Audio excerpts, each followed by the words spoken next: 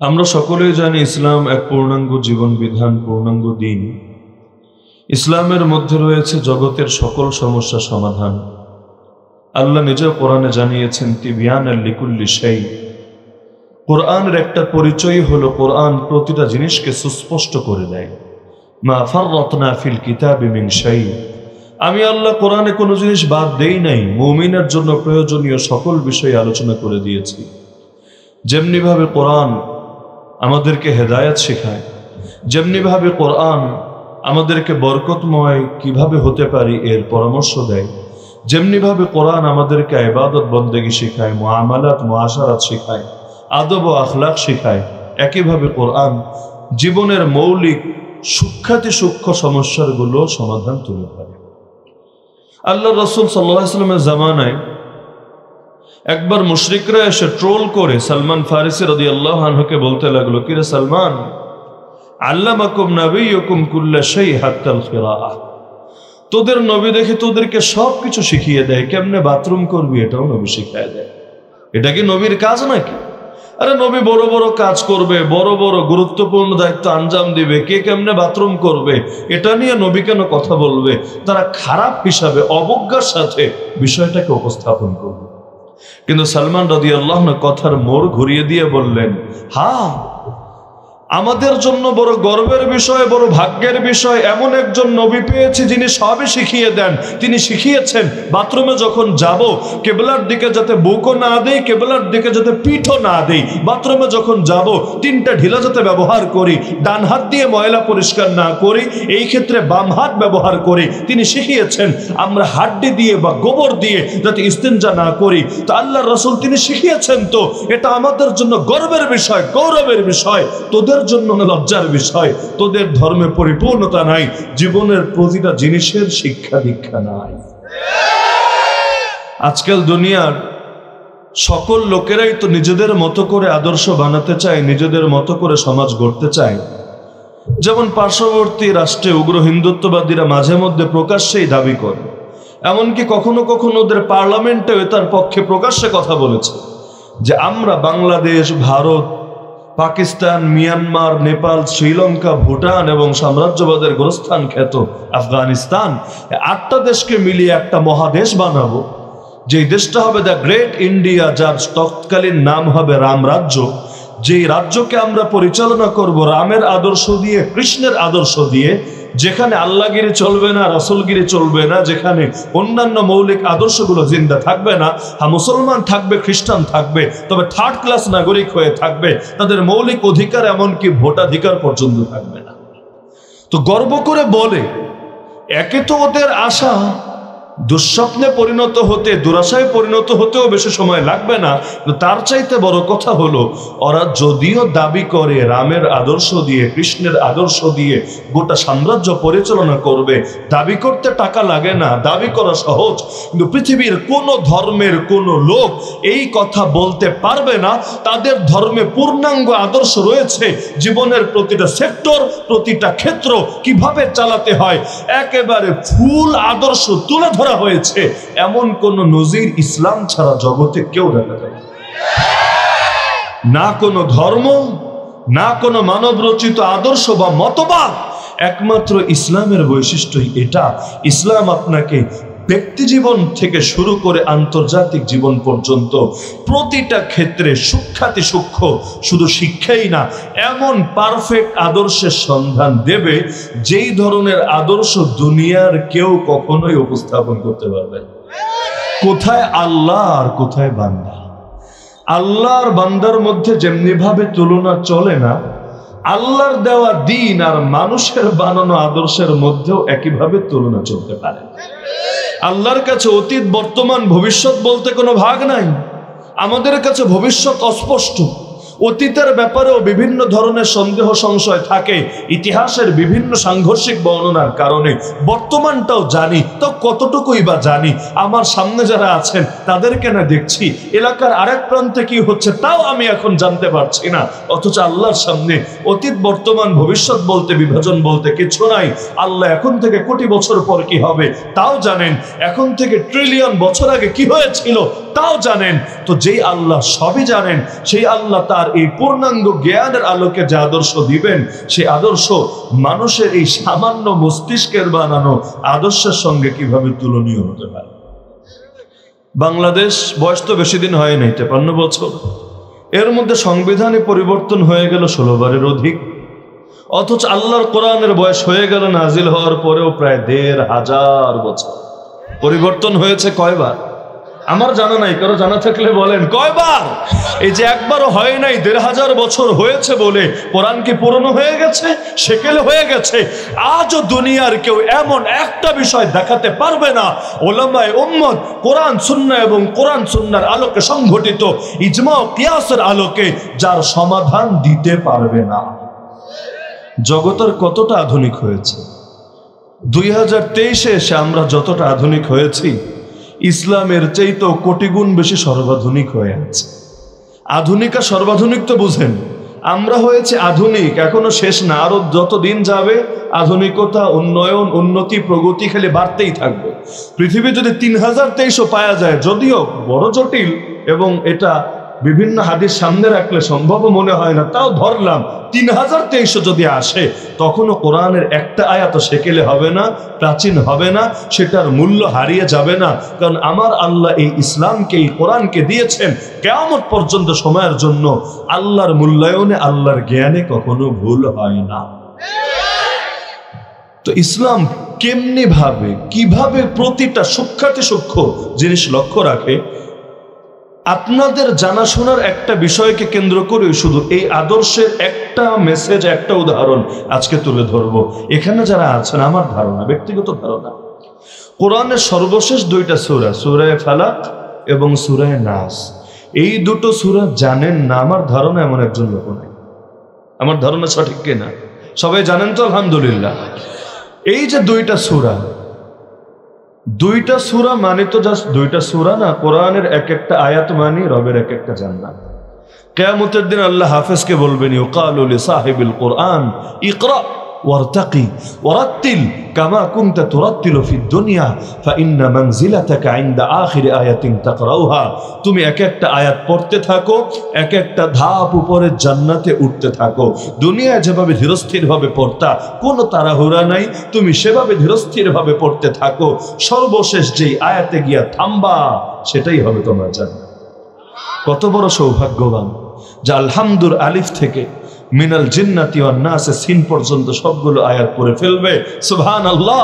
ইমাম খাত্তাবী রাহমাতুল্লাহ আলাইহি এই হাদিসের ব্যাখ্যায় লেখেন, যেহেতু সবগুলো আয়াত পড়লে সর্বোচ্চ স্তরের জান্নাতে পৌঁছে যাবে, এর আলোকে তিনি বলেন, সুতরাং এই হাদিস থেকে বোঝা যায় জান্নাতের মোট স্তর সেই কয়টা, কোরআনের সর্বমোট আয়াত যে কয়টা। কারণ মিনাল জিন্নাতি ওয়ান নাসের পরে বাড়ানোর সুযোগ তো নেই। যত বড় হুজুর হোক, বাড়াতে তো আর পারবে না, এখানে এসেই তারা থামতে হবে। যখন এখানে এসে থামবে, তার লিফট অটো এই জায়গায় থামবে, দরজা খুলে যাবে, বলা হবে এটাই তোমার জান্নাত, এখানেই তুমি বাকি জীবন কাটিয়ে দেবে। তাহলে যেহেতু দেখা যাচ্ছে মিনাল জিন্নাতি ওয়ান নাসের পরে আর যাওয়ার সুযোগ নাই, সুতরাং বোঝা গেল জান্নাতের সর্বোচ্চ স্তর মিনাল জিন্নাতি ওয়ান নাসের আয়াত পর্যন্ত। তো এখন দেখেন কত বড় কপাল যে পুরোটা শিখেছে, যে পুরোটা পারে নাই, কিন্তু নিয়মিত কিছু কিছু আয়াত আল্লাহর উপর ভরসা করে শিখে যাচ্ছে, মুখস্থ করে যাচ্ছে। সে কিন্তু খালি এক একটা আয়াত শিখছে না রে ভাই, এক একটা জান্নাত কামিয়ে নিচ্ছে। আমাদের বড় গাফলতিকে জানেন, যারা পুরো হাফেজ হয়েছে তো হয়েছে, যারা পুরো হাফেজ হয় নাই, অল্প কয়েকটা সূরা শেখার পরে, বা ধরেন 30 নম্বর পারা আমপারাটা শেখার পরে মনে করে আমার দায়িত্ব তো শেষ, আমি এখন নফল, ফরজ, সুন্নাত, ওয়াজিব সব নামাজ পড়তে পারি, আমার নামাজ আটকে থাকে না, ইমাম না থাকলে আমি ইমামতিও চালায় নিতে পারি, আর তো আমার ঝামেলা হয় না। কি দরকার আমার আরো বেশি আয়াত শেখা? কি দরকার আমার আরো বেশি সময় দেওয়া? আর আরেক দল আছে, এরা ভয় পায়, কয় হুজুর শিখতে তো পারবো, কিন্তু ধরে রাখতে না পারলে তো ভয় আছে জাহান্নামে যাওয়ার, শাস্তি পাওয়ার। সুতরাং শেখার পরে ভুলে যাওয়ার চাইতে না শেখাই তো ভালো। মানে মাথা থাকলে ব্যথা হবে, ব্যথা হলে ওষুধ খেতে হবে, কি দরকার এত ঝামেলা, মাথাটা কেটে দিলেই তো চলে। এইরকম আছে। তো অথচ একটাবার যদি চিন্তা করতো, আরে একদিনে যদি একটা করে আয়াত শিখতে পারি, তাও যদি না হয় 3 দিনে যদি একটা আয়াত শিখতে পারি, তাও যদি না হয় 7 দিনে একটা আয়াত শিখতে পারি, তাও যদি না হয় 1 মাসে একটা আয়াত শিখতে পারি, তাও যদি না হয় 1 বছরে একটা করে নতুন আয়াত শিখতে পারি, তাও যদি না হয় গোটা জীবন বসেও যদি একটা আয়াত বাড়াতে পারি, আর এগুলো তো আয়াত হবে না, আমার জন্য একটা জান্নাত হয়ে যাবে। অথচ এক আয়াত শিখতে লাগে কি? সব আয়াত ইয়া বড় বড় না, এরকম 2-1টা আয়াত আছে। যেমন সূরা বাকারার লাস্ট পৃষ্ঠার আগের পৃষ্ঠায় একটা আয়াত পাবেন, পুরো পৃষ্ঠা জুড়ে 15টা লাইন জুড়ে একটা আয়াত। কিন্তু অধিকাংশ আয়াত বা শেষের দিকের সূরাগুলো যদি দেখেন, একেবারেই ছোট ছোট আয়াত, আপনার 1 মিনিটও লাগবে না একটা আয়াত। যেমন তুর, সূরা তুরের প্রথম আয়াত, ওয়া মানে কসম, তুর মানে তুর পাহাড়, আল্লাহ তুর পাহাড়ের কসম খেয়েছেন। তো তুর, তুর, এটা মুখস্থ করতে কয়বার জপা লাগে আমারে বলেন? 10-12 তো লাগে না, একবার শুনলেই তো মনে থাকার কথা। প্রত্যেকে মুখস্থ করে ফেলেন না, তুর। এই যে বললেন, এই যে দিলের মধ্যে গেঁথে গেল, আর বিশ্বাস করেন একটা আয়াত গাঁথে নাই, একটা জান্নাতের চাবি আপনার হাতে চলে আসে। হ্যাঁ, বলবেন হুজুর তাহলে মনে রাখবো কিভাবে? মনে রাখার সবচাইতে কার্যকর বুদ্ধি হলো নিয়মিত নামাজে তেলাওয়াত করবেন, জিন্দেগিতেও বলবেন। কোরআন হিফজ রাখার, ইয়াদ রাখার এর চাইতে কার্যকর পরামর্শ দুনিয়ার কেউ আপনাকে দিতে পারবে না। যেটা নামাজে বেশি বেশি তেলাওয়াত হয় সেটাতে ভুল হয় না। আলহামদুলিল্লাহ রাব্বিল আলামিন, এই সূরা কার ভুল হবে? এমন মুসলমান খুঁজে পাওয়ার কথা না যারা নামাজে তাদের ভুল হয় না। কিন্তু দোয়া কুনুতে অনেকের ভুল হয়, জানাজার নামাজে অনেকের ভুল হয়, ঈদের নামাজে অনেকের ভুল হয়। পার্থক্য কোথায়? নিয়মিত আর অনিয়মিতের পার্থক্য। যেটা নিয়মিত চর্চা হয় সেটাতে ভুল হয় না।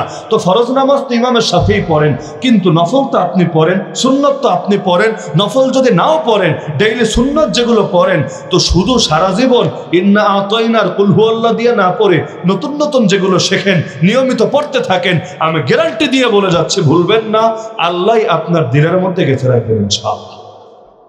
তাহলে শুরু করে দেন না, এক একটা করে আয়াত বাড়াতে থাকেন, মোটেও কঠিন ব্যাপার না। আপনি খালি হিম্মত করেন ভাই। যদি দেখে দেখে পড়তে কষ্ট হয়, এমন লোকও থাকতে পারে যে বাংলাও দেখে পড়তে পারে না, ইংলিশও পারে না, আরবিও পারে না, অন্তত শুনে শুনে মুখস্থ করেন না। আল্লাহ রাসূলের এমন সাহাবী বহুত ছিলেন যারা উম্মি ছিল, দেখেও পড়তে জানতো না, নিজেও লিখতে পারতো না, কিন্তু কোরআনের অনেক আয়াতের হাফেজ ছিল। তো এখন হুজুরদের থেকে শুনে শুনে, কেন আমাদের দেশে অন্ধরা হাফেজ হয় না? কয়েকশো না, কত হাজার হাফেজ যে এই দেশে আছে যারা অন্ধ, জন্মান্ধ, চোখে কিচ্ছু দেখে না, তো 30টা পারা সিনার মধ্যে ধারণ করে রেখেছে। তো একজন অন্ধ যদি পারে, আমার মতো চক্ষুষ্মান পারবে না? কি ধারণা পারবে না? তো পারি না কেন? গাফলতি আর অলসতা ছাড়া দ্বিতীয় কোনো জবাব আমার মাথায় আসে না। সিরিয়াসই মনে করি না, গুরুত্বপূর্ণই মনে করি না। আরে আমি কি মোল্লা, আমি কি হুজুর, আমি কি পীর, আমি কি বড় কিছু হব? আমার কি দরকার?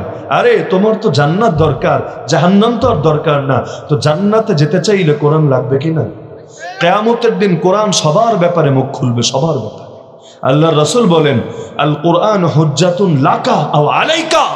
কোরআন হয়তো তোমার পক্ষে প্রমাণ হবে কিয়ামতের ময়দানে, অথবা তোমার বিপক্ষে প্রমাণ হবে।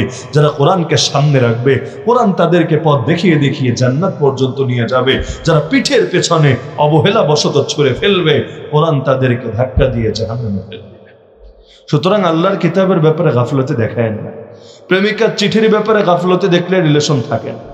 বউয়ের পাঠানো মেসেজে টাইম মতো রিপ্লাই না দিলে সংসারে আগুন জ্বলে যায়, সংসারে সুখ শান্তি থাকে না। তো রব্বুল আলামিন হেদায়েতের জন্য যে কিতাব দিলেন, সেটার অবমূল্যায়ন করলে দিনদারি আর তাকওয়া থাকে কেমনে আমারে বলেন?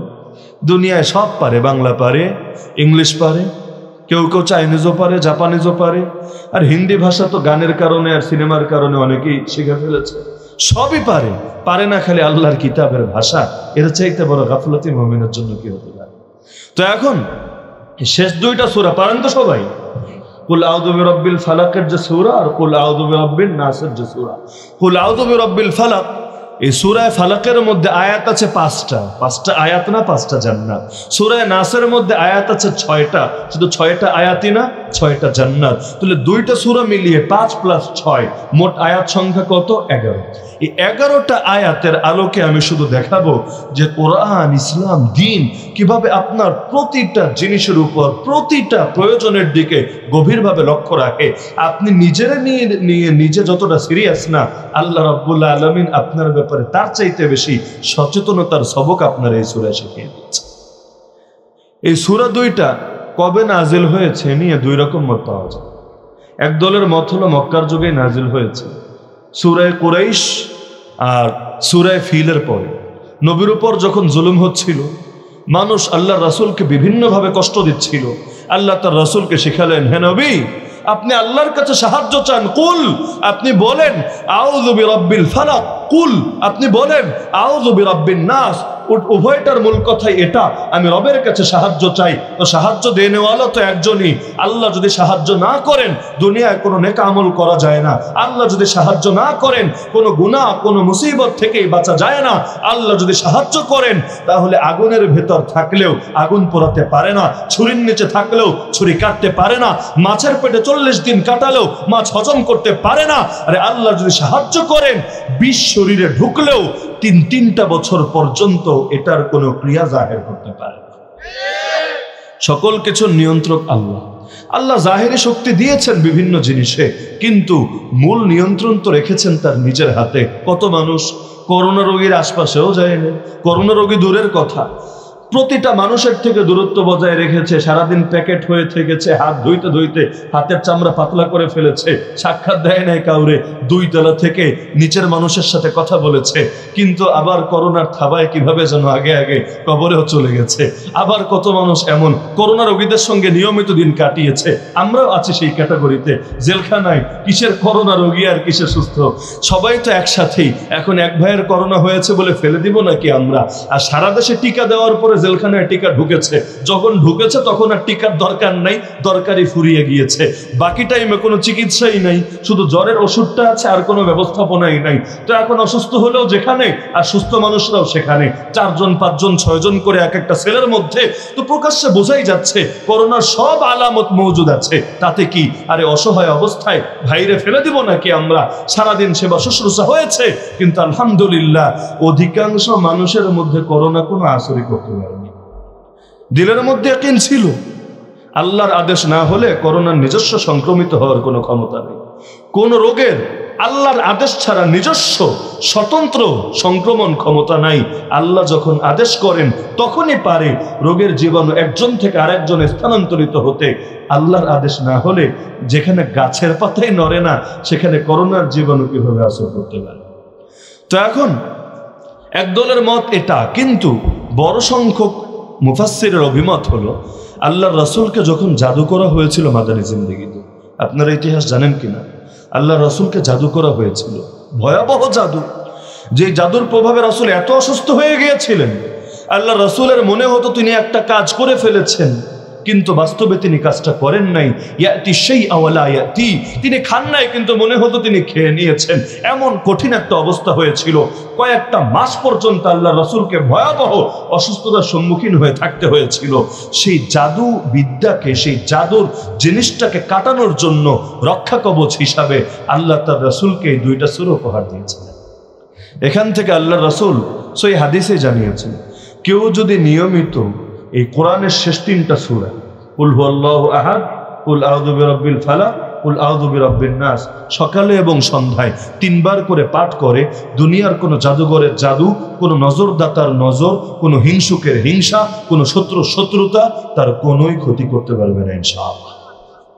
তো এখন জানেন তো সবাই, আমল শুরু করে দেন। ডেইলি সকালে, ডেইলি সন্ধ্যায় 3 বার সূরা ইখলাস, 3 বার সূরা ফালাক, 3 বার সূরা নাস, এর সঙ্গে আরো যোগ করে নিতে পারেন আয়াতুল কুরসি। সকলেই জানেন আলহামদুলিল্লাহ। আর রাসূলের আরো কিছু হাদিসে বিভিন্ন দোয়া শিখিয়েছেন, যেমন বিসমিল্লাহিল্লাযী লা ইয়াদুররু মা ইসমিহি শাইউন ফিল আরদি ওয়ালা ফিস সামা ওয়া হুয়াস সামিউল আলিম, যার অর্থ আল্লাহর নামে, যে আল্লাহর নামের সঙ্গে আল্লাহর নামের জিকির করলে দুনিয়ার কোনো জিনিসই কোনো ক্ষতি করতে পারে না। তিনি সব শোনেন, সব জানেন, সব জানেন। রাসূল সকাল বিকাল এটাও 3 বার করে পড়তেন। এই আমলগুলো নিয়মিত করলে কোনো জাদুঘরের বাপেরও ক্ষমতা নেই আপনি।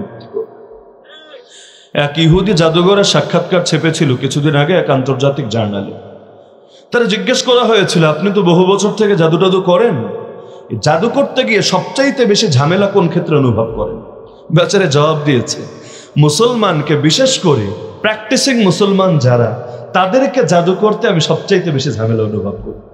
আমি অন্যদেরকে কল্পনায় দেখতে পাই, দেখে তাদের উপর আমি বান দেই, ঘেরা দেই, কিন্তু এই মুসলমানরা জাদু করতে গেলে হঠাৎ অদৃশ্য একটা পর্দা পড়ে যায়, আমি আর তাকে দেখতে পারি না, সে আমার নজরের আড়ালে হয়ে যায়। আমি যত বেশি শক্তি প্রয়োগ করি, অদৃশ্য এক শক্তি এসে আমার শক্তিরে ভঙ্গুর করে দেয়। এটাই হলো মুমিনের রক্ষা কবচ। আল্লাহ তার রসুলকে বলেছিলেন, রসুল, আল্লাহর বার্তা আল্লাহর বান্দাদের কাছে পৌঁছাতে থাকেন। দুনিয়ার মানুষ কি করবে? আরে মনে রাখবেন, আল্লাহু ইয়াসিমুকা মিনান নাস, আল্লাহ আপনাকে হেফাজত করবেন মানুষের হাত থেকে। জাদুঘরের শক্তি আল্লাহ শক্তির চাইতে বেশি না, নজরদাতার নজর আল্লাহ শক্তির চাইতে বেশি না, শত্রুতার ক্ষমতা আল্লাহ শক্তির চাইতে বেশি না। তো সেই আল্লাহ যদি আপনাকে তার সাহায্যের চাদরে আবৃত করে নেন, দুনিয়ার কোনো কিছুই আপনার কোনো ক্ষতি করতে পারবে না। আমলটা নিয়মিত করবেন তো ইনশাআল্লাহ? পারেন সকলে নিয়মিত করবেন, ইনশাআল্লাহ দুনিয়াতেও শান্তিতে থাকবেন, আর আখিরাতে নবীর সুন্নাতের উপর আমলের বরকতে আল্লাহ তো বিশেষ পুরস্কার, বিশেষ প্রতিদান দিবেন ইনশাআল্লাহ। এই দুই সূরার মধ্যে আল্লাহ দুই ধরনের ক্ষতি থেকে আমাদেরকে আশ্রয়ের পদ্ধতি শিখিয়েছে। এক নম্বর ক্ষতি হলো বাইরের ক্ষতি, দুই নম্বর ক্ষতি হলো ভেতরের ক্ষতি। সূরা ফালাকের মধ্যে যে ক্ষতিগুলো নিয়ে আলোচনা হয়েছে, এগুলো বাইরের, আমার শরীরের ভেতরে না, বাইরের বিভিন্ন জিনিস যেগুলো আমার জন্য ক্ষতির কারণ হয়, এগুলো থেকে সাহায্য চাওয়ার শিক্ষা দেওয়া হয়েছে। সূরা নাসের মধ্যে এমন ক্ষতি থেকে সাহায্য চাওয়ার শিক্ষা দেওয়া হয়েছে যেটা লুকিয়ে আছে আমার নিজের শরীরের ভিতরে। যদি আমি এটার ব্যাপারে সেন্সিটিভ না হই, সতর্ক না হই, আমার ভেতরের জিনিসই আমারে বরবাদ করে ছাড়বে। একইভাবে সূরা ফালাকে যেই ক্ষতিগুলোর ব্যাপারে আল্লাহ সচেতন করেছেন, এগুলো সম্পর্ক দুনিয়ার বিভিন্ন জিনিসের সাথে। আর সূরা নাসে যেই ক্ষতির ব্যাপারে আল্লাহ আমাদেরকে সতর্ক করেছেন, এই ক্ষতি হলো আখিরাতের সাথে সম্পর্কিত। তার মানে সূরা ফালাকের এই জিনিসগুলো আপনার উপর আসর করলে দুনিয়ায় বরবাদ হবে, দুনিয়ায় পেরেশানি আসবে, দুনিয়ায় বালা মুসিবত দেখা দিবে। আর সূরা নাসে যেই ক্ষতির ব্যাপারে আল্লাহ সচেতন করেছেন, এটা থেকে না বাঁচতে পারলে আখিরাতটাই বরবাদ হবে। তো এখন নিয়মিত তো এই দুই সূরা আপনারা পড়েন নাকি পড়েন না? নামাজে পড়েন কি না? একটা জিনিস মাথায় রাখবেন, বুঝে পড়ার মজাই আলাদা, আর না বুঝে পড়ার ফিলিংস আলাদা। বুঝে বুঝে যখন পড়বেন, কথাগুলো শুধু জবান থেকে বের হবে না, দিল থেকে উচ্চারিত হবে। আর দোয়ার জন্য জরুরি হলো, দোয়ায় জবানের সাথে দিলের যখন কানেকশন হবে, সেই দোয়ার মধ্যে আর আল্লাহর মধ্যে কোনো পর্দা থাকবে না। এ কারণে ইহদিনাস সিরাতাল মুস্তাকিম, এই দোয়াটাও যদি দিল থেকে পড়তে পারেন, এই নামাজের এই দোয়াই আপনার সামনে হেদায়েতের দরজা খুলে দিবে। এই যে দোয়ায়ে মাসুরা পড়েন, আল্লাহুম্মা ইন্নী যালামতু নাফসি যুলমান কাসীরা ওয়া লা ইয়াগফিরুয যুনুবা ইল্লা আনতা ফাগফিরলি মাগফিরাতাম মিন ইনদিকা ওয়ারহামনি, এই শেষ পর্যন্ত এই দোয়ায়ে মাসুরা যদি ক্ষমার নিয়তে পড়েন, ইস্তিগফারের নিয়তে পড়েন, অর্থের প্রতি লক্ষ্য রেখে পড়েন, তাহলে এই একটা দোয়াই যথেষ্ট আপনার সকল পাপরে ক্ষমা করিয়ে দেওয়ার জন্য। কিন্তু আমাদের ঝামেলা হলো অর্থের ব্যাপারে আগ্রহ থাকে না। অর্থের ব্যাপারে আগ্রহ থাকা আর না থাকায় অনেক পার্থক্য। যেমন ফরজ নামাজের পরে কেউ যদি 7 বার নিয়মিত লা হাওলা ওয়ালা কুওয়াতা ইল্লা বিল্লাহ, পারেন তো সব? লা হাওলা ওয়ালা কুওয়াতা ইল্লা বিল্লাহ অর্থের দিকে খেয়াল করে যদি প্রত্যেক ফরজ নামাজের পরে 7 বার করে পড়ে, অন্তরের ভেতরে গুনাহের ইচ্ছা শক্তি ধীরে ধীরে দুর্বল হবে, নেক আমলের তামান্না ধীরে ধীরে মজবুত হবে। আমাদের অধিকাংশ সমস্যা কিন্তু এটা, পাপ বুঝি তাও ছাড়তে পারি না, নজরের ক্ষতিকে বুঝি তারপর কুদৃষ্টিপাত থেকে নিজেকে বাঁচাতে পারি না। এই ক্ষেত্রে বড় একটা শক্তি হবে আপনার জন্য আমল, কিন্তু এখানে শর্ত হলো অর্থের দিকে লক্ষ্য রাখতে হবে। কি অর্থ? লা হাওলা, কোন গুনাহ থেকে বাঁচার কোনো শক্তি নেই, ওয়ালা কুওয়াতা, কোন নেক আমল করার কোনো ক্ষমতা নাই, ইল্লা বিল্লাহ, আল্লাহর তৌফিক না পেলে। তো এটা যখন দিল থেকে বলবেন, তখন কিন্তু আল্লাহর দিকে মুখাপেক্ষিতা আসবে, আল্লাহর সামনে নিজেকে সঁপে দিবেন, আপনি সাহায্য চাইবেন তার কাছে। তো বুঝে যারা বলবে তাদের দিলের হালত, আর যারা এমনিই বলবে তাদের হালত এক হবে না। আর দিলের হালত এক না হলে গায়বী নুসরত একরকম আসবে না। তো কুল আউযু বিরাব্বিল ফালাক আর কুল আউযু বিরাব্বিন নাসের মধ্যে আল্লাহ কি কি জিনিসের ব্যাপারে সতর্ক করেছেন আর কোন কোন ক্ষতি থেকে আমাদেরকে বাঁচাতে চেয়েছেন জানলে তেলাওয়াতে মজা লাগবে কিনা? কি ধারণা আপনাদের? যদি বলেন লাগবে না, আমারও জানানোর দরকার নেই, আমার জন্য সহজ হবে। যদি বলেন না হুজুর অল্প কইরা হইলেও জানলে আমাদের তেলাওয়াতেও মজা লাগবে, আশা করা যায় দিল থেকে বের হবে, অল্প করে জানানো আমি নিজের জন্য দায়িত্ব মনে করি। তো দেখেন, কুল আউযু বিরাব্বিল ফালাক, এই সূরার মধ্যে আল্লাহর একটা নামের সাহায্য চাওয়া হয়েছে, সেই নাম হলো রব। আমার আল্লাহর নাম কি? আলহামদুলিল্লাহি রাব্বিল আলামিন। আমার আল্লাহ রব, রব যিনি সব নিয়ন্ত্রণ করেন, সব পরিচালনা করেন, সব প্রতিপালন করেন, শূন্যতা থেকে শুরু করে অস্তিত্ব দান করে পূর্ণতায় পৌঁছান, তাকেই বলে রব। সার্বভৌম ক্ষমতার অধিকারী যিনি, তাকেই বলে রব। তা আল্লাহর অনেক নাম থেকে একটা নাম এখানে চয়ন করা হলো, কুল আউযু বিরাব্বিল ফালাক। তুমি বলো হে রাসূল, আমি প্রভাতের, আমি সকালের রবের কাছে আশ্রয় চাচ্ছি। কিন্তু পরবর্তী সূরায় আল্লাহর তিনটা নামের সাহায্য নেওয়া হয়েছে। কি কি? কুল আউযু বিরাব্বিন নাস, এক নম্বর নাম হলো রব, দুই নম্বর নাম মালিকিন নাস, মালিক, তিন নম্বর নাম ইলাহিন নাস, ইলাহ। রব মানে আগেই বললাম, মালিক মানে যিনি নিয়ন্ত্রক, যিনি মালিক, বাংলায় মালিক বলি। ইলাহ মানে যিনি মাবুদ, যার ইবাদত করা হয়। তো আগের সূরায় আল্লাহর নাম নেওয়া হয়েছে কয়টা? সূরা ফালাকে কয়টা? একটা। সবাই খেয়াল করে করে বলেন ইনশাআল্লাহ, দিলের মধ্যে বসে যাবে। তা আল্লাহর একটা নাম নেওয়া হয়েছে, আর দ্বিতীয় সূরার মধ্যে আল্লাহর তিনটা নাম নেওয়া হয়েছে। আবার আরেক দিকে প্রথম সূরার মধ্যে আল্লাহ চারটা জিনিসের ক্ষতি থেকে আশ্রয় চাওয়া শিখিয়েছেন। কয়টা? কয়টা? নাম নিলাম একটা, কিন্তু ক্ষতি, চার জিনিসের ক্ষতি থেকে সাহায্য চাইলাম আল্লাহর কাছে। আর পরের সূরার মধ্যে নাম নেওয়া হয়েছে তিনটা, কিন্তু মাত্র একটা বিষয়ের ক্ষতি থেকে আশ্রয় চাওয়া হয়েছে আল্লাহর কাছে। একটু উল্টা উল্টা মনে হয় না? স্বাভাবিক দৃষ্টিতে মনে হতে পারে যে আগের সূরায়, সূরা ফালাকে আল্লাহর নাম নিলাম কয়টা? একটা, কিন্তু কয় জিনিসের ক্ষতি থেকে আশ্রয় চাইলাম? চার জিনিস, চার জিনিস। আর সূরা নাসের মধ্যে আল্লাহর নাম নিলাম কয়টা? আমার আল্লাহই রব, আমার আল্লাহই মালিক, আমার আল্লাহই ইলাহ। থেকে আশ্রয় চাইলাম মিন শাররিল ওয়াসওয়াসিল খান্নাস। কিসের জন্য? এখান থেকে বোঝা যায় যে আগে যে চারো জিনিসের ক্ষতি থেকে আশ্রয় চাওয়া হয়েছে, এর চাইতেও অনেক ভয়ঙ্কর পরের সূরায় থাকা এক জিনিস। কখনো একজন 10 জনের চাইতে বেশি ক্ষতিকর হয়ে যায়। কখনো একজনের গায়ে এমন শক্তি থাকে, আচ্ছা আমারে বলেন, এক পাশে হাতিরা দাঁড় করান আর এক পাশে পিঁপড়ারা দাঁড় করান, মোকাবেলা হবে, কুস্তি হবে। কয় হাজার পিঁপড়া দাঁড় করালে একটা হাতির সমান হবে বলেন আমারে? কোনো তুলনা চলে নাকি? আরে তুলনা চলে নাকি? ওই বাসে উঠে ক্যানভাসাররা অনেক সময় চ্যালেঞ্জ দেয়, ওই কোন MBBS ডাক্তার পড়লে আমার চ্যালেঞ্জ নাও যে আমার হালুয়া খেলে রোগ সারবে না, আমার এই মলম গায়ে লাগালে তোমার ঝামেলা মিটবে না, পারলে বাপের বেটা হয়ে থাকলে চ্যালেঞ্জ নাও, আমি ওষুধ বেচা বাদ দিয়ে দিব, 50 লক্ষ টাকা দিব। বলে কিনা? বলে কিনা? লোকাল বাসে উঠলে, ট্রেনে উঠলে দেখবেন যদি সেখানে কোনো ডাক্তার হাজির থাকে তারপরও চ্যালেঞ্জ নেয় না। বলবেন কিসের জন্য? ওর মতো ফালতুর চ্যালেঞ্জ নিলে ডাক্তারের যে একটা মান সম্মান আছে, সেই মান সম্মান আর থাকবে। সবার সঙ্গে মোকাবেলার নাম বীরত্ব না, মশা মারতে কামান দাগানোর নাম বীরত্ব না। পিঁপড়ার সঙ্গে হাতিরে মোকাবেলায় দাঁড় করালে হাতি যদি জয়ী হয়, এর মধ্যে হাতির কোনো বীরত্ব প্রমাণিত হয় না। এই কারণে দেখেন না আল্লাহ তাআলা মুসলমানদেরকে কাদের বিরুদ্ধে ময়দানে জয় দেন?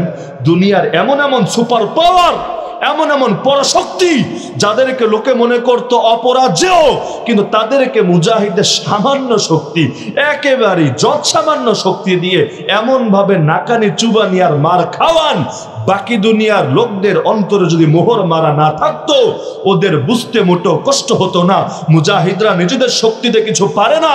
জগতে যা কিছু হয় একমাত্র আল্লাহর আদেশ আর আল্লাহর শক্তিতেই হয়। না হলে দুনিয়ার সুপার পাওয়ার আমেরিকা কি নাই? আমেরিকা সেই পাহাড়ি কাঠমোল্লা বলে যাদেরকে গালি দেয়, সেই কাঠমোল্লাদের সঙ্গে 19টা বছর এত খেলা খেলা, লাস্টে যাওয়ার সময় লজ্জাস্থানে কাপড়টাও নিয়ে যেতে পারলো না, নিজেদের দালালগুলোরও পার করাতে পারলো না। কেউ বিমানের চাকা ধরে, কেউ ছাদে চড়ে। এতকাল দালালি করার, রাজাকারি করার বিনিময় একটু ওদের দেশে আশ্রয় চেয়েছিল, তবুও সবগুলোর আশ্রয় দিতে পারে নাই। অনেকগুলো এয়ারপোর্টের মধ্যেই ফিনিশ হয়ে গেল। এই যে লাঞ্ছনা, আরে আল্লাহর সাহায্য যদি না থাকতো এই মজলুমদের সঙ্গে নিজেদের শক্তিতে জিন্দেগিতেও এভাবে কুলিয়ে উঠতে পারতো। যেভাবে জাপানের মতো তৎকালীন এক সুপার পাওয়ারই পারে নাই ওদের পারমাণবিকের সামনে টিকে থাকে।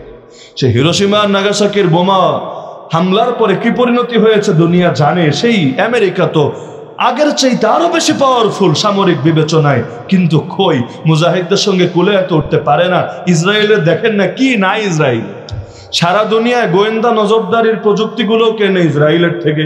বাংলাদেশে যে স্পাইওয়ার কিনেছে সেটাও তো আল জাজিরা রিপোর্ট করেছে ইসরায়েলের থেকে। তো সারা দুনিয়ার প্রযুক্তি বেচে আর নিজের প্রযুক্তি দিয়ে নিজের হারানো লোকগুলাকে সেই মুজাহিদদের হাতে বন্দি জিম্মেগুলারে খুঁজে পায় না। আরে সাইবার অ্যাটাক শুরু করেছে, দেশের মধ্যে আলাদা একটা রুম বানিয়ে সব বড় বড় সাইবার বিশেষজ্ঞকে বসিয়েছে। সকল প্রযুক্তিকে কাজে লাগিয়ে দেখো আমাদের লোকগুলো কোথায় আছে, কারণ একবার নিজেদের লোকগুলোকে সেভ করতে পারলে ওদেরকে পাইকারি হারে মারতে পারবে, চিরুনি অভিযান চালাতে পারবে, তখন আর ভয় কাজ করবে না।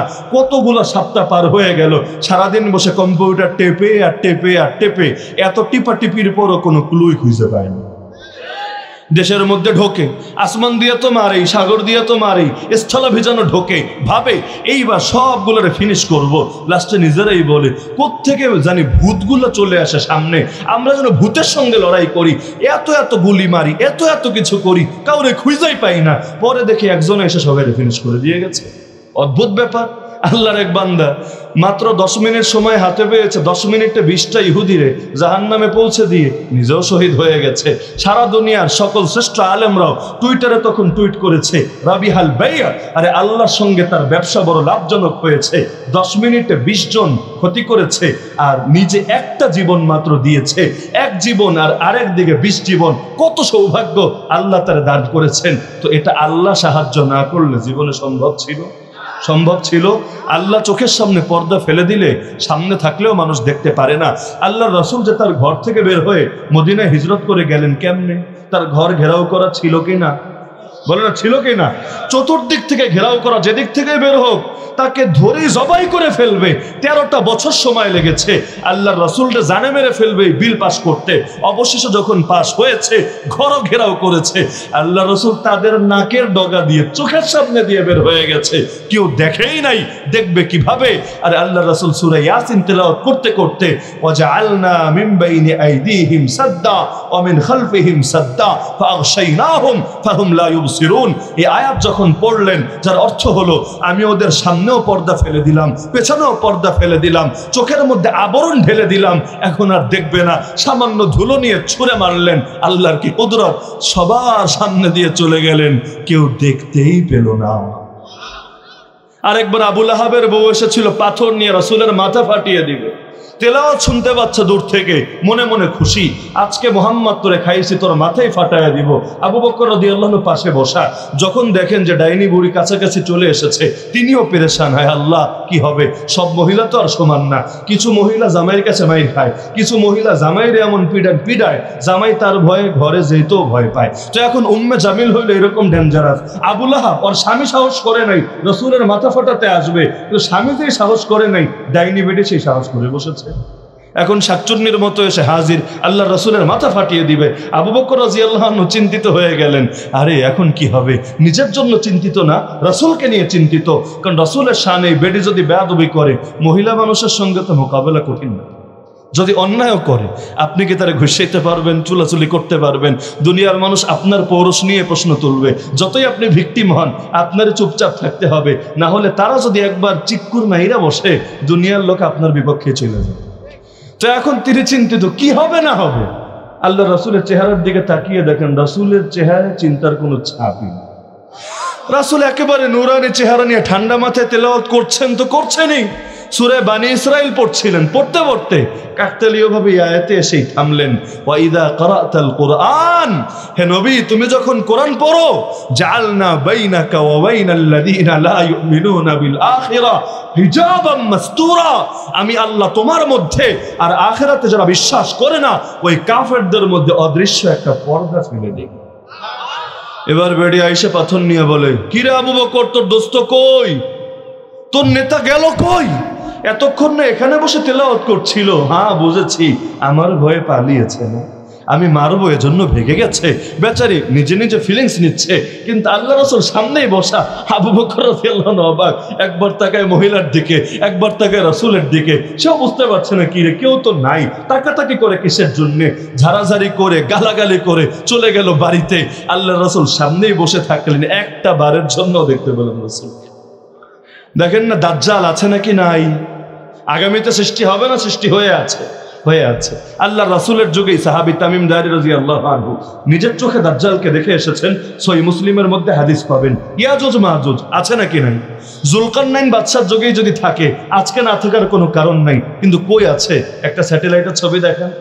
এখন তো বাংলাদেশেরও স্যাটেলাইট আছে, বঙ্গবন্ধু স্যাটেলাইট। পারলে একটা ছবি তুলে দেখেন যে ওই দেখা যায় ইয়াজুজ মাজুজ, ওই দেখা যায় দাজ্জাল। দেখাতে পারবেন? দেখাতে পারবেন? কারণ আপনি ভাববেন হুজুর দেখে ফেলাইলে পারমাণবিক একটা মাইরা ইয়াজুজ মাজুদের বংশরে ধ্বংস কইরা দেব, আমাদের আর কিছু করতে পারবে না। আর দাজ্জালের বিরুদ্ধে আমরা বড় শক্তিশালী বাহিনী পাঠায় দিব, দাজ্জালে কচুকাটা করে দিয়ে আসবে। কোনো কিছুতেই ভাই কোনো কাজ হবে না। আল্লাহ যদি পর্দা ফেলে দেন, মানুষ নিজের ভেতরে রুহটা আসে। এই রুহটা কি জিনিস, এই 2023-এ আইসাও তা আর দেখতে পায় না। মানুষের জ্ঞান কত অসম্পূর্ণ, এটা বোঝার জন্য তো এই উদাহরণে যথেষ্ট। রূহ কাকে বলে আছে সবার ভেতরে, তারপর আজও পর্যন্ত বিজ্ঞান বের করতে পারলো না জিনিসটা আসলে কি। তাহলে আমাদের জ্ঞান কত দুর্বল। এই দুর্বল জ্ঞান নিয়ে আল্লাহর বিধানকে লঙ্ঘন করি, দুর্বল জ্ঞান নিয়ে আল্লাহর আইনটা বুড়া আঙ্গুল দেখিয়ে নিজের আইন প্রণয়ন করি, এই দুর্বল জ্ঞান নিয়ে আল্লাহর বিরুদ্ধে যুদ্ধের ঘোষণা দেই। নাউযুবিল্লাহ মিন যালিক, এর চাইতে বড় সীমা লঙ্ঘন কিছু হতে পারে। তো এখন এই সূরা নাসের মধ্যে এক জিনিস থেকে পানাহ চাওয়া হয়েছে, কিন্তু এক জিনিসের পাওয়ার এত বেশি, আল্লাহ তিনটা নামের সাহায্য নেওয়া হয়েছে। অথচ আগের সূরায় 4 জিনিস থেকে আশ্রয় চাওয়া হয়েছে, কিন্তু আল্লাহর একটা নাম মাত্র নেওয়া হয়েছে। কুল, আপনি বলুন, আউযু, আমি আশ্রয় চাই, বিরাব্বিল ফালাক, সকালের রবের কাছে। আপনি আমারে বলতেই পারেন হুজুর, আল্লাহ তো দুপুরেরও রব, বিকালেরও রব, সন্ধ্যারও রব, রাতেরও রব, সকালের রব আলাদাভাবে বলার কি দরকার? বলার দরকার এটার ভেতর দিয়ে প্রচ্ছন্ন ইঙ্গিত দেওয়ার জন্য আল্লাহ যেমনি ভাবে রাতের অন্ধকার ভেদ করে সকালের শুভ্রতা বেরিয়ে আসে, আমার জীবনটাও অন্ধকারে আর অমানিসায় ছেয়ে গেছে। আল্লাহ তুমিও আমার জীবনটাকে অন্ধকার থেকে অমানিসা থেকে বের করে আলোর পথে নিয়ে আসো। কোরআনের এক একটা শব্দ নিয়ে চিন্তা করলে হেদায়েতের এক একটা দরজা খুলে যাবে। রব্বিল ফালাক, এক শব্দ বলে আল্লাহর কাছে নিজের বিনয়, নিজের মুখাপেক্ষিতা, নিজের অসহায়ত্ব কিভাবে তুলে ধরা হয়েছে। আল্লাহ তুমি সকালের রব, আরে সকাল আসে অন্ধকার চলে যায়, আমার জীবনেও সকাল আনো, অন্ধকার চলে যাক। আজকের দুনিয়াও দেখেন না অন্ধকার বড় ভয়াবহ রূপ ধারণ করেছে। সারা দুনিয়া কুফরের অন্ধকারে, শিরকের অন্ধকারে, জুলুমের অন্ধকারে ছেয়ে আছে। গোটা দুনিয়ায় মুসলমান মজলুম আর মজলুম হচ্ছে, কিন্তু অন্ধকার অনেক বেড়েছে। একদিকে তো ভয়, সামনের লোকটাকেও দেখা যাচ্ছে না, আর একদিকে কিন্তু দিলে আশাও আছে। শীঘ্রই সুবহে সাদেক উদিত হবে, আবারও গোটা দুনিয়া আলোয় আলোকিত হবে। মায়ের খাচ্ছি, বেশি দিন খাবো না, আবারও আল আকসা আমাদের হবে। যেভাবে আয়া সোফিয়া জাদুঘর থেকে মসজিদে পরিণত হয়েছে, একইভাবে বাবরি মসজিদও রাম মন্দির থেকে বের হয়ে পুনরায় বাবরি মসজিদ হবে। মুসলমানদের হারানো প্রতিটা ভূমি, সেই স্পেন থেকে শুরু করে এই হিন্দুস্তান পর্যন্ত প্রতিটা ইঞ্চি ভূমি যেভাবে আগে আল্লাহর শাসনাধীন ছিল, পুনরায় আল্লাহর জমিনে আল্লাহর দিন জিন্দা হবে। শীঘ্রই জুলুমের পতন ঘটবে, আবারও মুসলমান সারা দুনিয়ায় মাথা উঁচু করে দাঁড়াবে।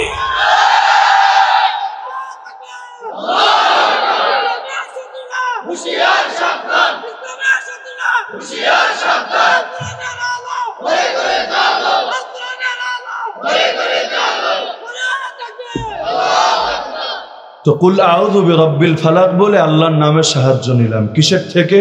1 নম্বরে মিন শাররি মা খালাক, আল্লাহর যত সৃষ্টি আছে সব সৃষ্টির ক্ষতি থেকে। আরবিতে সার বলতে দুই ধরনের ক্ষতি বোঝায়। এক হলো কিছু জিনিস নিজেই ডাইরেক্ট ক্ষতি, কিছু জিনিস নিজে তো ক্ষতি না কিন্তু আরেকটা ক্ষতির কারণ। যেমন ঠান্ডার দিনে দীর্ঘ সময় পানিতে থাকা, পানি নিজে কিন্তু ক্ষতিকর বস্তু না, কিন্তু দীর্ঘ সময় পানিতে আছেন, তাও ঠান্ডার পরিবেশে দেখা যাচ্ছে জ্বর চলে আসছে, নিউমোনিয়া লেগে যাচ্ছে। তা আল্লাহর কাছে উভয়টা থেকে আশ্রয় চাওয়া হচ্ছে, আল্লাহ তোমার যত মাখলুক আছে, যত মাখলুক, সকল মাখলুক নিজেও আমার ক্ষতি না করুক, আমার জন্য ক্ষতির কোনো কারণ না হোক, এজন্য আমি আশ্রয় চাই তোমার কাছে। এক বাক্যেই কিন্তু দুনিয়ার সব চলে এসেছে, কারণ সব মাখলুক বললে আর কোনো কিছু বাকি থাকে? কিন্তু একটা সব চলে আসার পর আলাদা আলাদা ভাবে কয়েকটা নাম আলাদা হাইলাইট করা হয়েছে। ওই যে আগে বললাম না চার জিনিসের এক নম্বরের মধ্যে সব চলে এসেছে, কিন্তু এরপরও তিনটাকে আলাদাভাবে হাইলাইট করা হয়েছে। কেমন? যেমন ধরেন আজকের মাহফিলে অতিথি আছেন আপনারা অনেকে, কিন্তু পোস্টারে কিন্তু সবার নাম দেওয়া হয় নাই, কয়েকজনের নাম হাতে গোনা দেওয়া হয়েছে। কারণ সবার নাম দিলে এই পোস্টার পড়তে চশমা দিলেও হবে না, অনুবীক্ষণ যন্ত্র দিয়ে তখন পোস্টার পড়তে হবে। কয়েকজনের নাম আলাদাভাবে কেন দেওয়া হয়েছে? কারণ তাদের বিশেষ গুরুত্ব আছে, তাদের বিশেষ কোনো অবদান আছে, এই সমস্ত কারণে তাদের নাম আলাদা হাইলাইট করা হয়েছে। এর অর্থ এটা না বাকিরা যে মেহমান, বাকিরা যে অতিথি, এটাকে অস্বীকার করা হয়েছে। তো এক বাক্যেই সব চলে এসেছে, কিন্তু এরপর আলাদা করে তিনটা জিনিসের গুরুত্ব তুলে ধরা হয়েছে। এক নম্বরে অমিন শাররি গাসিকিন ইযা ওয়াকাব, মিন মানি থেকে সার মানি ক্ষতি, আগেই বললাম। গাসিকের কয়েকটা অনুবাদ করা যায়, অধিকাংশ মুফাসসির করেছেন রাত। ইযা ওয়াকাব যখন গভীর হয়, আল্লাহ রাত যখন গভীর হয়, রাতের ক্ষতি থেকে আশ্রয় চাই তোমার কাছে। বলবেন ক্ষতি তো দিনেও করে, ক্ষতি তো রাতেও করে, রাতের কথা বিশেষভাবে বললো কিসের জন্যে? রাতের কথা বিশেষভাবে বলেছে কয়েক কারণে। এক নম্বরে জাদু দিনেও করা যায়, রাতেও করা যায়। দিনের জাদুর চাইতে রাতের জাদু ক্ষতি বেশি করে, রাতের বেলা জাদুতে পাওয়ার বেশি থাকে। যেহেতু আল্লাহর রাসূলকে জাদু করা হয়েছিল, সেই জাদু কাটানোর জন্য আল্লাহর রাসূলের উপর এই 11টা আয়াত নাজিল করা হয়েছে। রাসূলকে 11টা গিরা দিয়ে বান মারা হয়েছিল, এবং সেটাও একটা কূপের মধ্যে পাথর চাপা দিয়ে রেখে আসা হয়েছিল। আল্লাহ ফেরেশতা পাঠিয়ে নবীকে সেই কাহিনী জানিয়ে দিয়েছিলেন। আল্লাহর রাসূল আলী রাদিয়াল্লাহু আনহুকে পাঠিয়ে সেটা বের করে এনেছিলেন। এরপর 11টা আয়াত পরে 11টা গিরা কেটেছিলেন। তো এই যে রাতের বেলা যেহেতু ক্ষতি বেশি হয়, এবং দুনিয়ায় পাপ নষ্টামি ভ্রষ্টামি দিনে বেশি হয় না রাতে বেশি হয়? যত আকাম কুকাম আছে দিনে বেশি হয় না রাতে? তে কারণে আগের বাক্যে তো সবই চলে এসেছে, সব মাখলুক, দিন বলেন রাত বলেন, কিন্তু রাতকে আলাদাভাবে হাইলাইট করা হয়েছে, কারণ রাতের সঙ্গে ক্ষতির বিশেষ সম্পর্ক আছে। এ কারণে তো রাসূল সাল্লাল্লাহু আলাইহি ওয়াসাল্লাম বলেন, যখন দিনের সূর্য উদিত হয় তোমরা তোমাদের বাচ্চাদেরকে এবং গবাদি পশুদেরকে ঘরে রাখো, বাইরে থাকতে দিও না, কারণ এই সময় শয়তানরা পৃথিবীতে ঘুরে বেড়ায়। জানেন তো আপনারা, যখন সূর্য ডুবে যাবে খবরদার বাচ্চাদেরকে খেলার মাঠে থাকতে দিবেন না। যত বায়না ধরুক, যত কান্নাকাটি করুক, সে বুঝতে পারছে না তার ক্ষতি কি হবে, কিন্তু এর দ্বারা তার জীবনে বড় ক্ষতিও হয়ে যেতে পারে। আল্লাহর রাসূল যে ব্যাপারে গুরুত্ব দেন, অবহেলা করা যায় না। এক সাহাবী ইস্তেঞ্জা করতে গিয়েছিলেন, পরবর্তীতে অন্যরা দেখলো সেখানে লাশ হয়ে পড়ে আছে। তারা যখন লাশের কাছে গেলেন, কাউরে তো দেখতে পাচ্ছেন না, কিন্তু অদৃশ্য থেকে একটা আওয়াজ শুনতে পাচ্ছেন, কাতালনা সাইয়্যিদ আল খাজরাজি সা'দ ইবনে উবাদা রামাইনাহু বিসাহমাইনি ফালাম নুখতি ফুআদা, আমরা খাজরাজ গোত্রের সর্দার সা'দ বিন উবাদাকে হত্যা করে ফেলেছি, আমরা তার কলিজা লক্ষ্য করে 2টা তীর মেরেছি, তীর লক্ষ্য ভ্রষ্ট হয় নাই, লক্ষ্য বস্তুতে আঘাত করেছে, আমাদের শয়তানদের আঘাতে সা'দ বিন উবাদা মারা গেছে। এ কারণে রাসূল বলেছেন সেই হাদিস, ইন্না হাদিহিল হুশুশা মুহতাযারা, এই বাথরুমগুলো হলো শয়তান উপস্থিত হওয়ার জায়গা। সুতরাং বাথরুমে ঢোকার আগে আল্লাহ সাহায্য চেয়ে ঢুকবা। কি বলবা? আল্লাহুম্মা ইন্নী আউযু বিকা মিনাল খুবুসি ওয়াল খাবাইস, আয় আল্লাহ সকল দুষ্ট জিন এবং ক্ষতিকর জিনিস থেকে আমি আশ্রয় চাচ্ছি তোমার কাছে। যদি আল্লাহর এই নাম নিয়ে বাথরুমে ঢোকে, জিনের 14 গোষ্ঠীরও ক্ষমতা নেই আপনার কোনো ক্ষতি করার। কেউ যদি বিসমিল্লাহ বলে সব কাজ করে, বিসমিল্লাহ বলে ঘরে ঢোকে, তখন শয়তান তার জাতিবাহীদেরকে বলে তোদের কপাল খারাপ, আজকে তোদের জন্য এখানে ডিনারের ব্যবস্থাও নেই, রাত্রি যাপনের ব্যবস্থাও নেই। আর বিসমিল্লাহ না বলে যদি ঢোকে, শয়তান তখন খুশিতে আনন্দে নাচতে নাচতে ভেতরে ঢোকে, আরে আজকে থাকার একটা জায়গা পাওয়া গেছে, কুমন্ত্রণা দেওয়ার মতো একটা পরিবেশ তৈরি হয়েছে। গা থেকে যখন গেঞ্জি খোলেন, কাপড় খোলেন, বিসমিল্লাহ বলে খুললে শয়তান বদনজর করতে পারে না, বিসমিল্লাহ ছাড়া খুললে শয়তান বদনজর করে। মানুষও যেমনি ভাবে বদনজর করে, শয়তানও বদনজর করে। মানুষেরটাও ক্ষতি হয়, শয়তানেরটাও ক্ষতি হয়। রাসূল সহিহ হাদিসে বলেন, আল আইনু হাক্কুন, নজর সত্য, নজরকে অস্বীকার করলে রাসূলের হাদিস অস্বীকার করা হবে। তো একটা অনুবাদ হলো রাত, আর একটা অনুবাদ হলো চাঁদ। চাঁদ যখন পূর্ণ রূপ লাভ করে, চাঁদ পূর্ণ হয় কি মাসের শুরুতে না শেষে? শুরুতেও না শেষেও না, মাঝখানে, মাঝামাঝিতে দেখবেন চাঁদ গোলাকৃতির হয়ে যায়। কিন্তু শুরুতেও চাঁদ হলো আওয়ামী লীগের নৌকার মতো নাকি, আর মাসের শেষে গিয়া আবার চাঁদ খুঁজেই পাওয়া যায় না কোথাও। মাঝখানে আসলে চাঁদ পুরো ভরাট দেখা যায় কি না? যায়। এখন এই কারণে আল্লাহ তাআলা এখানে চাঁদ অনুবাদ যদি করি তাহলে এটার অর্থ কি হয়? হ্যাঁ বলবেন হুজুর, রাইতের জায়গায় চাঁদ অনুবাদ করার দরকার কি? দরকার হলো হাদিস। আল্লাহ রাসূল সাল্লাল্লাহু আলাইহি ওয়াসাল্লাম একদিন রাতের বেলা আম্মা জান আয়েশা রাদিয়াল্লাহু আনহাকে নিয়ে হাঁটতে বের হলেন। আপনারও স্ত্রীদেরকে নিয়ে হাঁটতে বের হন কি না? কি হন না? আল্লাহ রাসূলের সুন্নাত স্ত্রীদেরকে নিয়ে হাঁটতে যাওয়া, স্ত্রীর সঙ্গে দৌড় প্রতিযোগিতা করা, পাবলিকের সামনে না, আড়ালে পর্দা রক্ষা করে স্ত্রীকে খুশি করার জন্য স্বামী যা করবে বিনিময়ে তার নেক আমলের মধ্যে সওয়াব লেখা হবে। তা আল্লাহ রাসূল একদিন হাত ধরে বের হলেন, হঠাৎ নজর পড়ল চাঁদের দিকে। আল্লাহ রাসূল বলেন, হ্যাঁ আয়েশা, এই চাঁদের ক্ষতি থেকে আল্লাহর কাছে আশ্রয় চাও, কারণ এটাই হলো আল গাসিক ইদা ওয়াকাব, এটাই হলো কোরআনের আয়াতের সেই অমিন শাররি গাসিকিন ইদা ওয়াকাব। বলবেন হুজুর, চাঁদের সঙ্গে ক্ষতির কি সম্পর্ক? চাঁদ কি সুন্দর লাগে, কবিরা কবিতা লেখে, সাহিত্যিকরা সাহিত্য রচনা করে, মন খারাপ থাকলেও চাঁদ দেখলে প্রাণ জুড়িয়ে আসে। চাঁদের মধ্যে ক্ষতির কি আছে? আপনারা জানেন কি না প্রতি মাসে 3টা রোজা রাখা সুন্নাত? জানেন কি না? কোন 3 দিন পারলে বলেন তো? মাশাআল্লাহ মাশাআল্লাহ। কি জানুয়ারি, ফেব্রুয়ারি, 13, 14, 15? না, হিজরি মাসের মুহররম, সফর, রবিউল আউয়াল, এই হিজরি মাসের 13 তারিখ, 14 তারিখ, 15 তারিখ চাঁদ পরিপূর্ণ থাকে। যে 3 দিন 13, 14, 15, এই 3 রাতে আসমানের চাঁদের দিকে তাকায় দেখেন, নামই হল আইয়ামে বীজ। বীজ মানে সাদা শুভ্রোজ্জ্বল, এবং আইয়াম মানে হইল দিন, অর্থাৎ এমন দিন যেই সময়ে চাঁদগুলো থাকে সম্পূর্ণ শুভ্রোজ্জ্বল। তো এখন এই 3 দিন রোজার গুরুত্ব কেন দেওয়া হয়েছে জানেন? কারণ এই সময়ে মানুষের ভেতরে শাহওয়াত, কুমন্ত্রণা, খারাপ কাজের চাহিদা অতিমাত্রায় বাড়তে থাকে।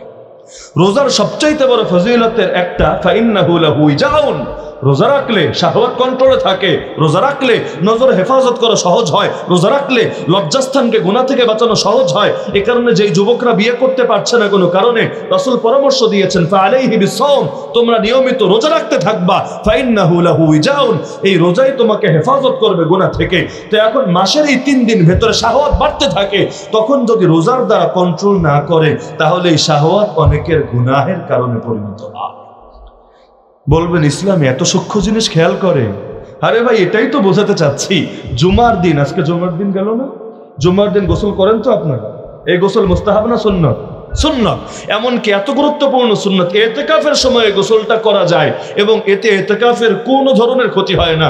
অন্যান্য দিন গোসল করতে তো অনেক টেকনিক খাটায় করা লাগে, কিন্তু এই দিনের গোসলের ক্ষেত্রে কোনো টেকনিক মেকনিকের দরকার নেই। এত গুরুত্বপূর্ণ একটা গোসল।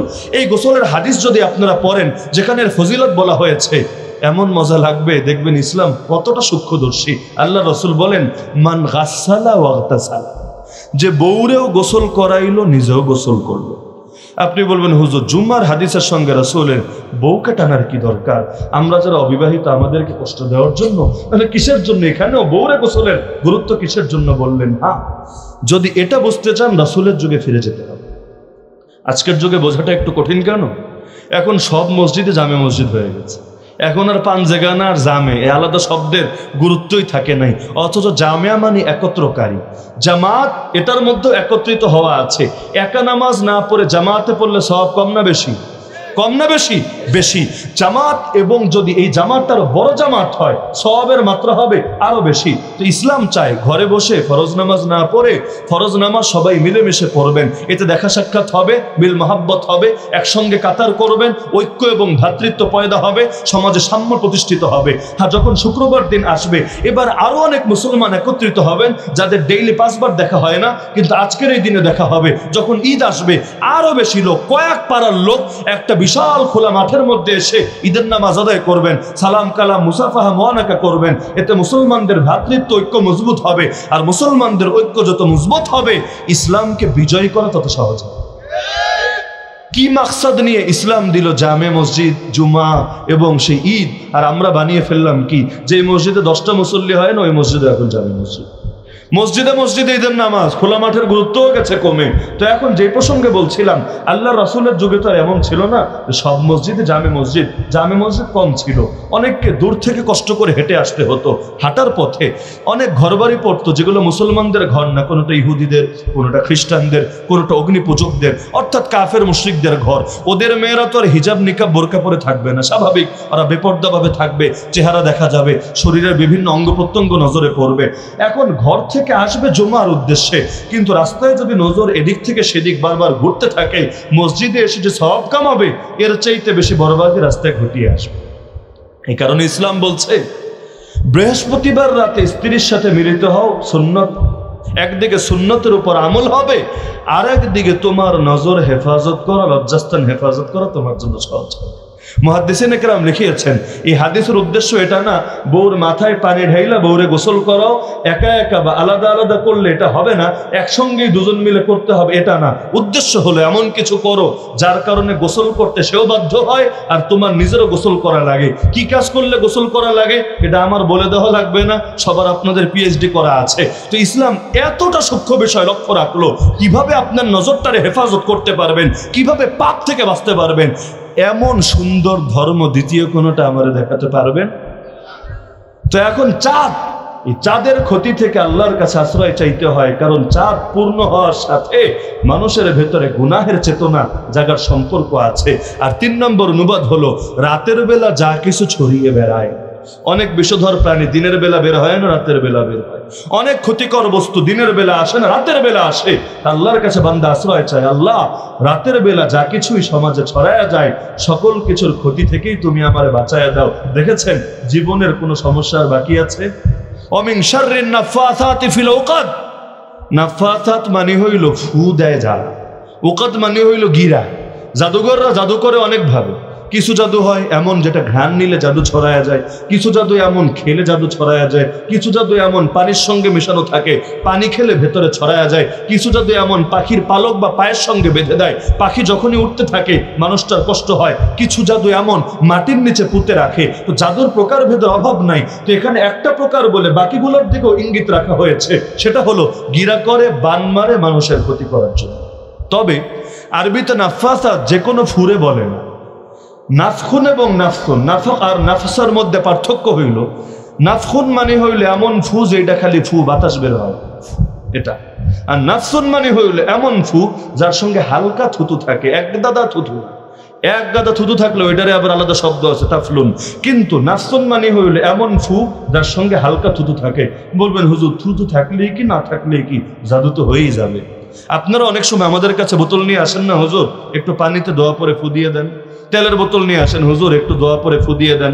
তখন হুজুর কোরআনের কোনো আয়াত বা রাসূলের কোনো হাদিস পরে ফু দেয়। মাথায় রাখবেন ফুটা যদি খালি হাওয়া হয়, খালি বাতাস হয়, তাহলে আপনার ভেতরে কাজ অনেক কম হবে। যদি এর সঙ্গে সামান্য থুতু, আগেই বলেছি এক গাদা থুতু না, সামান্য থুতুর ছিটে ফোঁটা থাকে, আপনার মধ্যে পূর্ণ কাজ করবে। বলবেন থুতুর লগে কি সম্পর্ক?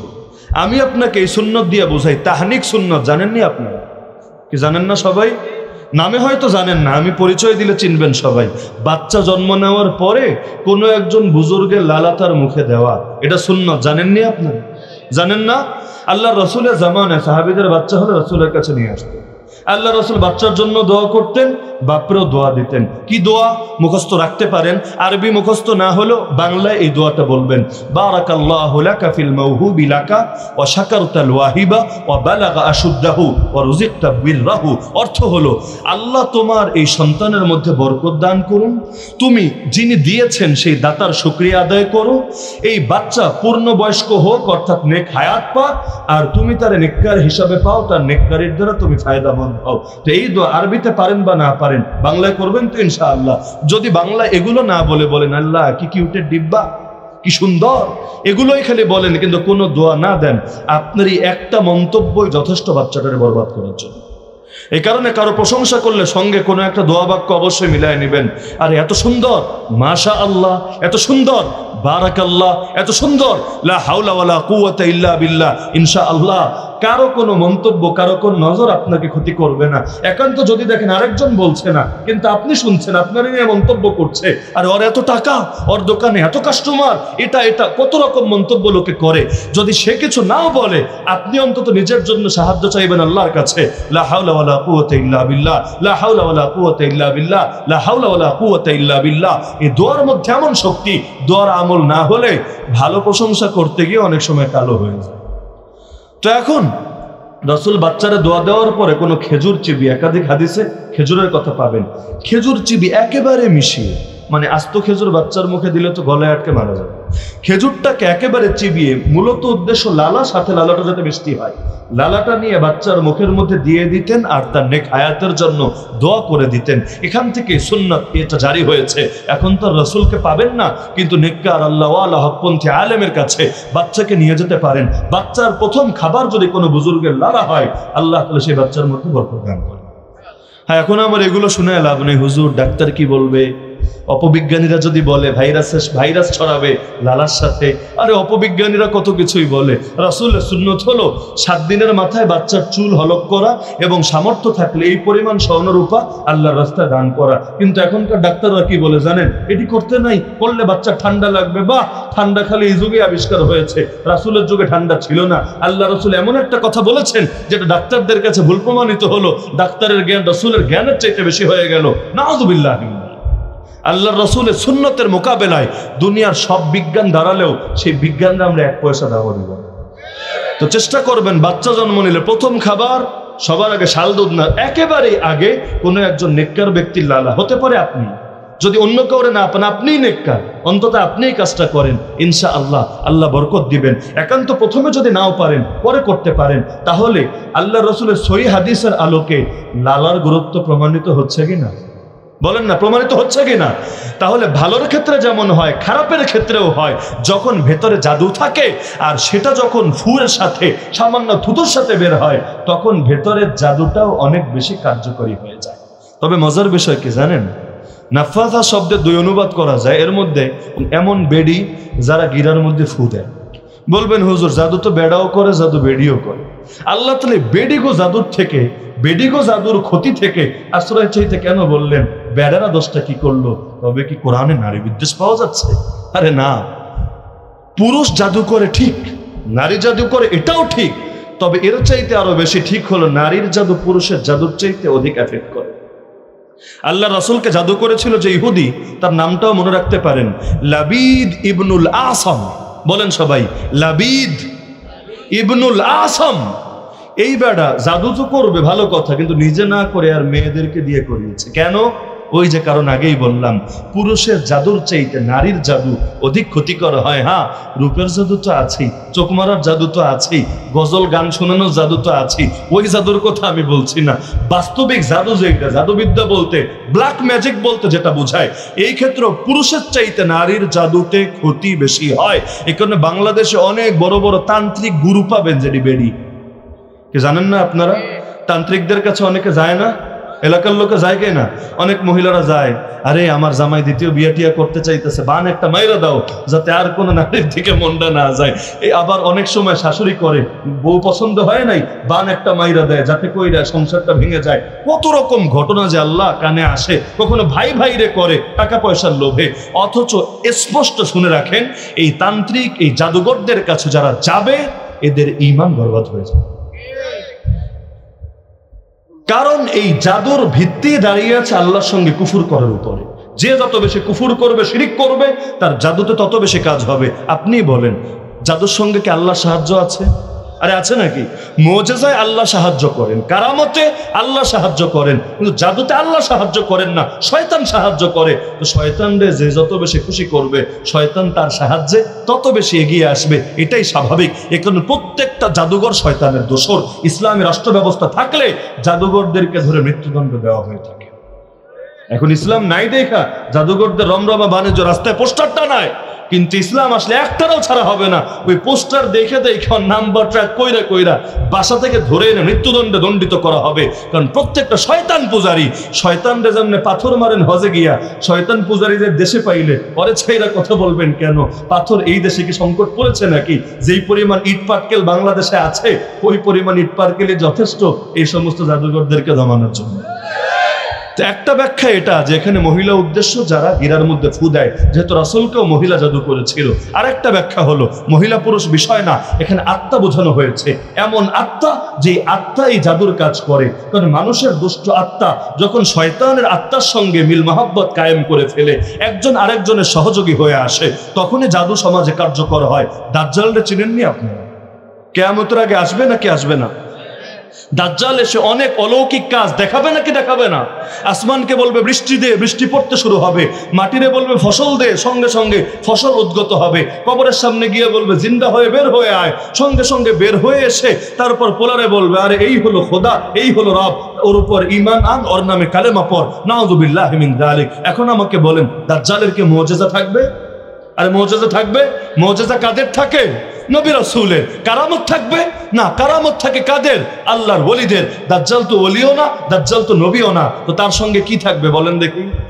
কি থাকবে? শয়তান থাকবে, জাদু থাকবে। সে নিজে এক ইহুদি। দাজ্জাল ইহুদি বাপ মায়ের সন্তান, নিজেও ইহুদি। আর দুনিয়ার মধ্যে ইহুদিদের জাদুর চর্চা সবচাইতে বেশি। কারণ ওই যে বললাম রাসূলরাও যে এটা জাদু করেছিল, আর কেউ না, ইহুদি ছিল।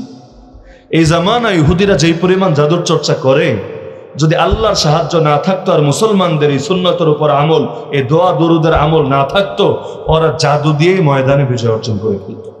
কিন্তু আল্লাহর শক্তির সামনে জাদু পারে না। দেখেন না, নবী মুসাও দাঁড়ানো, সব জাদুঘরও দাঁড়ানো, বিশাল বিশাল সাপ খেয়ে ফেলবে এমন অবস্থা। কিন্তু আল্লাহর কোরআন বলছে, নবী মুসা বললেন মা জিতুম বিহি সিহর ইন্নাল্লাহা সায়ুবতিলু ইন্নাল্লাহা লা ইউসলিহু আমালাল মুফসিদিন। আরে বলদের দল কি আনছো সেডি? এটি সবই তো জাদু। আল্লাহ জাদুরে বাতিল করে দিবেন। আল্লাহ ফাসাদ সৃষ্টিকারীদের কাজ সম্পন্ন করেন না। ফলাফল জাদুঘররা জিতেছিল না আল্লাহর নবীর মুজিজা জিতেছিল? শাহ ওলিউল্লাহ দেহলভী রাহমাতুল্লাহ আলাইহি আল কাউলুল জামিল কিতাবে লেখেন, এই নবী মুসার এই বাক্যটা যদি জাদুগ্রস্ত ব্যক্তির উপর নিয়মিত পাঠ করা হয়, তার জাদু বরবাদ হয়ে যাবে, সে সুস্থ হয়ে যাবে। তো মিন শাররিন নাফাসাতি ফিল উকাদ, এটা বলে জাদুর ক্ষতি থেকে আশ্রয় চাওয়া হইল। কিন্তু আরেকটা ক্ষতি বাকি আছে, নজরের ক্ষতি, হিংসার ক্ষতি। আসমানের প্রথম পাপ হিংসা, জমিনের প্রথম পাপ হিংসা। বলবেন আসমানের প্রথম পাপ কোনটা? আসমানের প্রথম পাপ ইবলিস সেজদা করে নাই আমাদের আদি পিতাকে। আপনাদের আদি পিতা কেডা? আজকাল তো অনেক পোলাবান্ডে শিখে আদি পিতা নাকি মহামান্য বান্দর। ডারউইনিজমের নামে এটি শেখায় না? এদিই নাকি বিজ্ঞান, যে আদি পিতা হইল বান্দর, আদি পিতা হইল শিম্পাঞ্জি, আমরা শিম্পাঞ্জির বংশধর। আরে তোরা হতে পারিস নাস্তিকরা, বান্দরা শিম্পাঞ্জির বংশধর, আমরা সকলে নবীর বংশধর। তা আমাদের আদি পিতাকে সেজদা দেয় নাই কেন? মূল কারণ একটাই, সেটার নাম হিংসা। আনা খায়রুম মিন, আরে এই যে আনা আনা আনা, আমি আমি আমি আমি উত্তম, আদম অধম, এই কথা, এটাই হলো হিংসুকদের কথা। হিংসা ইবলিসকে চিরতরে বিতাড়িত করলো, অভিশপ্তে পরিণত করলো। একইভাবে জমিনের প্রথম পাপের নাম হিংসা। কাবিল খুন করেছিল হাবিলকে, একই বাপের একই মায়ের পেটের ভাই হওয়ার পরও তারপরও তারা খুন করে ফেলেছিল একজন আরেকজনকে। দ্বিতীয় কোনো কারণ ছিল না, একমাত্র কারণের নাম তাহলে হিংসা কেমন ক্ষতিকর ব্যাপার দেখেন। উপরের প্রথম পাপ, নিচের প্রথম পাপ হিংসা। হিংসা থেকে বাঁচা দরকার কি না? হিংসা যে করে ও মরে, যারে করে ও মরে। যে করে ওর নেকামল পুরে বরবাদ হয়, যারে করে ওর দুনিয়ায় বড় ধরনের ক্ষতি হয়। এ কারণে আল্লাহ শিখালেন অমিন শাররি হাসিদিন ইযা হাসাদ, হিংসুকের ক্ষতি থেকে আশ্রয় চাই যখন সে হিংসা করে। প্রশ্ন করতে পারেন হুজুর, হিংসুকের ক্ষতি থেকে আশ্রয় চাই বললেই তো হলো, যখন সে হিংসা করে এটা আলাদা করে বলার দরকার কি আছে? বলার দরকার হলো ভাই, পাপ যখন ভেতরে থাকে তখন ক্ষতি শুধু নিজেরই হতে থাকে। আল্লাহ রাসূল বলেন হিংসা নেকামল পুড়িয়ে খেয়ে ফেলে, যেভাবে লাকড়িকে আগুন পুড়িয়ে খেয়ে ফেলে। ইন্নাল হাসাদ ইয়াকুলুল হাসানাত কামা তাকুলুন নারুল হাতাবা। কিন্তু বাইরে যদি প্রকাশ না ঘটায়, হিংসার কারণে খুনাখুনি হবে না। বাইরে যদি প্রকাশ না ঘটায়, হিংসার কারণে জাদু করবে না। আমার নবী যে হক নবী, এটা আপনাদের চাইতে আরো ভালো জানতো তৎকালীন ইহুদিরা। তারপরও কেন মানে নাই জানেন? একমাত্র কারণের নাম হিংসা। বলবেন কোন সেই হিংসা? ওদের হিংসা ছিল আমাদের বংশ থেকে না এসে আখিরি পয়গম্বর আরেক বংশ থেকে আসবে থাকবে কিসের জন্য? ওদের বংশ বনু ইসহাক, আমার নবীর বংশ বনু ইসমাইল। যদিও ইসহাক নবীর বাবা ইব্রাহিম আর ইসমাইল নবীর বাবা ইব্রাহিম, জাতির পিতা এসে কিন্তু মিলে গেছে, কিন্তু তারপরও জাতির পিতার দুইটা পুত্র, দুই পুত্রের দুইটা শাখা এতটুকু ক্ষেত্রে স্যাক্রিফাইস করতে পারে নাই। আমাদের বংশে না এসে ওদের বংশে কেন আসবে? এ বাংলাদেশে আমি নিজে একাধিকবার সাক্ষী। শাইখুল ইসলাম আল্লামা তকি ওসমানী হাফিজাহুল্লাহ চিনেন তো আপনারা? বর্তমান দুনিয়ার শ্রেষ্ঠতম একজন স্কলার, একজন আলেম। দোয়া করি আল্লাহ তাআলা তাকে নেখায়াত দান করুন। আমাদের হালত এমন, দাঁত থাকতে দাঁতের কদর বুঝি না, দাঁত পড়ে গেলে আফসোসের শেষ থাকে না। আরে যখন জিন্দা থাকে কদর করি না, মরে গেলে কাঁদতে কাঁদতে চোখের পানি আর শুকায় না। তো এখন একাধিকবার বাংলাদেশে তার আসার সব প্রস্তুতি সম্পন্ন হয়েছে, কিন্তু পাকিস্তানের নাগরিক বাংলাদেশে কেন আসবে এই কথা বলে তাকে ভিসা থেকে বঞ্চিত করা হয়েছে। একবার তার ঢাকায় আসার কথা, সেইবার আমাদের উস্তাদরা আমারই হজরতের খাদেম হিসেবে নির্বাচিত করেছিলেন, আর কয়েকজনের পাশাপাশি হুজুর 3 দিন থাকবেন, 3 দিন হুজুরের খেদমতে থাকবে, সব সম্পন্ন। আগামীকাল মাহফিল, আজকে আসার কথা, লাস্ট টাইমে আটকে দিয়েছে। কেন? মাস চলছিল ডিসেম্বর, স্বাধীনতার মাসে এই স্বাধীনতার দুশমন এই হানাদারদেরকে, ওদের দেশের নাগরিককে বাংলাদেশে আসতে দেওয়া হবে না। অপরদিকে নরেন্দ্র মোদী বাংলাদেশে আসবে, হুজুররা আসতে দিবে না। এটার জন্য কি ট্র্যাজেডি ঘটে গেল 2021 সালে, এটাকে কেন্দ্র করে আমাদের সেরেতাজ আলেমরা এখনো পড়ে আছে কারাগারে।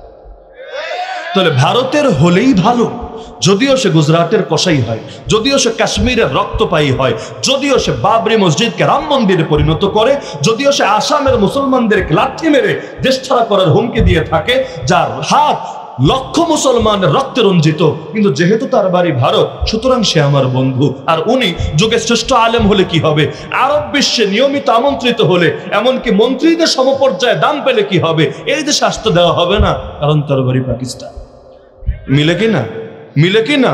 বনু ইসহাক থেকে আসলে কোনো আপত্তি ছিল না, মানতো। কিন্তু ইসমাইলের বংশ থেকে কেন আসলো? মানবে না তো মানবেই না। আল্লাহ নিজে বলেন, অথচ নবীর এমন চেনা ছিল, ইয়ারিফুনাহু কামা ইয়ারিফুনা আবনাহুম, সূরা বাকারার আয়াত। নিজের পুত্রকে লোকে যেভাবে চেনে, এই রাসূল যে হক রাসূল সেভাবে চিনতে পেরেছে। তো হিংসুকের হিংসার ক্ষতি থেকে আশ্রয় চাই যখন সে হিংসা করে। মানে আমার ক্ষতিটা তখনই হবে যখন তার হিংসা বাহিরে প্রকাশ পাবে। মা মিন জাসাদ ইল্লা ফিহি হাসাদ, দুইটা শব্দ মুখস্থ রাখতে পারেন, শরীর বা বডি। আরবিতে এটাকে বলে জাসাদ। কি বলে? জিম সিন দাল, জাসাদ। আর হিংসা এটাকে আরবিতে বলে হাসাদ। একই রকম, জিম আর হা লিখতে কি পার্থক্য? একটা ফোড়ার পার্থক্য, জাস্ট একটা নক্তা। জাসাদ লিখতেও যা যা লাগে, হাসাদ লিখতেও তা তা লাগে, খালি একটা ফোটায় গিয়া পার্থক্য। এ কারণে ওলামারা বলেন, মা মিন জাসাদ ইল্লা ফিহি হাসাদ, নামেও মিল কামেও মিল। এমন কোন শরীর নাই যার মধ্যে হিংসা নাই। বলবেন, হায় আল্লাহ, আমার কি হবে? হ্যাঁ, এই কারণে ইসলাম এই জিনিসেরও খেয়াল রেখেছে। আরে সমস্যা একটা থাকবে, আর এর সমাধানে ইসলাম আগে আসবে না, কিভাবে হবে? ইসলামে সন্ন্যাসবাদ, বৈরাগ্যবাদ জায়েজ নাকি না জায়েজ? বলেন না, জায়েজ না না জায়েজ? বিয়ে করা উত্তম নাকি না করা উত্তম? দেরি কইরা করা উত্তম নাকি আগে আগে করা উত্তম? নিজের পায়ে খাড়াবে, নিজের পায়ে খাড়াতে গিয়া, কামাই কইরা স্বাবলম্বী হইতে গিয়া আরো 10 জনের পায়ে শুয়ে পড়বে কিনা, এগুলো চিন্তা করা লাগবে না, নিজের পায়ে দাঁড়াতে হবে। এই যে চিন্তা চেতনা, এগুলো কি ইসলামী চিন্তা চেতনা? তাহলে দেখেন, ইসলাম এটা জানে প্রত্যেকের ভেতরে জৈবিক চাহিদা আছে, চাহিদা কেমনে পূরণ করবেন সেটা ইসলাম শিখিয়েছে। খালি শেখায় নাই, ফজিলতের বিষয় বলে ঘোষণা করেছে যে বিয়ে করেছে ঈমানকে পরিপূর্ণ করেছে। নবী তো আর এমনি হাদিস আমাদেরকে জানান নাই। একইভাবে শরীরে হিংসা থাকবে, কিন্তু হিংসার প্রকাশ কিভাবে ঘটাতে হয় ইসলাম শিখাবে না। এমন ধর্ম ইসলাম না। বলবেন, তাইলে হিংসা কেমনে প্রকাশ ঘটাতে হয়? নবী বলেছেন, দুইটা মানুষরা নিয়ে হিংসা করবেন নি আপনারা? নিয়মিত কইরেন। 2 শ্রেণীর মানুষকে নিয়ে রাসূল হিংসা করতে বলেছেন। 1 শ্রেণীর মানুষের রাসূল পরিচয় দিয়েছেন, আল্লাহ যাদেরকে এলেম দিয়েছেন, এলেমের আলোকে নিজেও আমল করে জাতির এলেম শিক্ষাও দিয়ে থাকে। 2 নম্বর শ্রেণী, আল্লাহ যাদেরকে মাল দিয়েছেন, এই মাল দিয়ে আল্লাহর দ্বীনের খেদমত করে, আল্লাহ সন্তুষ্টির পথে ব্যয় করে। নবী বলেছেন, এদেরকে নিয়ে হিংসা করো। তবে কোন প্রকার হিংসা জানেননি? হিংসা নিষিদ্ধ প্রকার হইল, আল্লাহ ওর থেকে নিয়ে তুমি আমারে দিয়ে দাও, ওর ভেতর থাকলে আমার তো গাছ হলে, তুমি ওর থেকে নিয়ে আমারে দিয়ে দাও, আমি সেলিব্রিটি হব, আমি পাবলিক ফিগার হব, আমি আগায় যাব। এইটা হইল নিষিদ্ধ। আর কোনটা বৈধ, কোনটা সমর্থিত? আল্লাহ ওরে ইলম দিছো, ওরে মাল দিছো, এগুলো দিয়ে দিনের খেদমত করছে। আল্লাহ ওরে তো দিছোই, আমারেও তুমি দিয়া দাও, ওরেও বাড়ায় দাও, আমারও বাড়ায় দাও। তোমার ভান্ডারে তো কোনো কমতি নাই। এই যে আরেকজনেরটা নিজের জন্য চাইলো, ইসলাম এইরকম হিংসারে অনেক প্রশংসা করে। হিংসা না থাকলে প্রতিযোগিতা হবে কেমনে? আল্লাহ বলেছেন ফাস্তাবিকুল খায়রাত, নেক আমলের প্রতিযোগিতা করো। আরে ও যাচ্ছে এই জান্নাতে, আমি ওর চাইতে বড় জান্নাতে যাব। একই বোর্ডিং এর ডাইল খেয়ে ওপরে ডেইলি 5 রাকাত, 10 রাকাত, 20 রাকাত, আমি 40 রাকাত পড়বো, 80 রাকাত পড়বো। আমি কোন দুঃখে পিছায় থাকবো? নবীর যুগে দেখেন না, নাবালেগ বাচ্চারাও হার মানতে রাজি না। রাসূল জিহাদে কেন শুধু ওরাই যাবে, আমিও যাব। রাসূল বলেন বয়স হয় নাই তোমার, আগামীতে যেও। রাসূল বয়স হয় নাই তাতে কি? ওই যে প্রাপ্তবয়স্ক ছেলেটা আমার এলাকার ছেলে, আমি ভালো করে চিনি, ও বয়সে আমার চাইতে বড়, তাতে কি? ওর গায়ে শক্তি নাই, আর আমার সঙ্গে কুস্তি একবার লাগতে দেন না, দেখবেন শক্তিতে আমি ওরে হারিয়ে দিয়েছি। রাসূল বলেন ঠিক আছে, তাহলে শক্তির পরীক্ষা দাও, আগে কুস্তি খেলো। এবার কুস্তি শুরু করবে, আগে কানে কানে গিয়ে বলে ভাই আমার, তুমি তো বয়সেও বড়, শক্তিতেও বড়, কিন্তু দেখো রাসূল কোনোভাবে আমারে নিচ্ছিল না, তাই রাসূলকে কথাটা বলেছি। দেখো রাসূল তো তোমারে কবুল করে নিয়েছেন। রাসূল একবার যারে কবুল করেন তাকে আর রিজেক্ট করেন না। তোমার তো কপাল খুলে গেছে, জিহাদের ময়দানে যাবা, শাহাদাতের অমীয় সুধা পান করে জান্নাতের সবুজ পাখি হবা। আল্লাহর জন্য একটাবার স্যাক্রিফাইস করো না। আরে আল্লাহর জন্য একবার ছোট হলে আল্লাহ তোমারে অনেক বড় বানা দিবে ইনশাআল্লাহ। আরে তুমি যদি একটাবার ইচ্ছায় হারো, আমারে জিতায় দাও, দুই ভাই একসাথে হাতে হাত রেখে কাঁধে কাঁধ মিলিয়ে জান্নাতের বাজারে গিয়ে সওদা করব, আল্লাহর কাছে জান বিক্রি করে দিব জান্নাতের বিনিময়ে। বড় সাহাবীর মন গলে গেল, লড়াই শুরু হলো। ইচ্ছাকৃতভাবে বড়টা পরাজয় বরণ করলো।